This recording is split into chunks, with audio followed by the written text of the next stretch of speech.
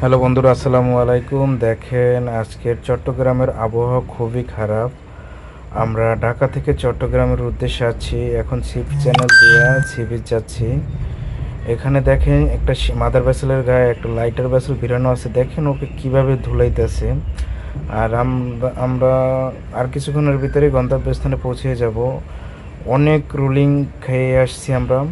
তো আমাদের জন্য সবাই দোয়া করবেন। আর এরকম নিত্য নতুন ইন্টারেস্টিং ভিডিও দেখতে হলে অবশ্যই আমার চ্যানেলটা সাবস্ক্রাইব করে দিন। আর পাশে থাকা বেল বাটনটি বাজিয়ে দিন। এখন আমরা আছি চট্টগ্রাম আপনার পোর্টে।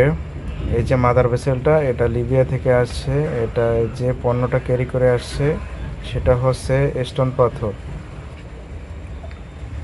এই কার্গোটা আনলোডিং হতে সময় লাগবে প্রায় 5 থেকে 7 দিন। তো সবাই ভালো থাকবেন, সুস্থ থাকবেন। আসসালামু আলাইকুম।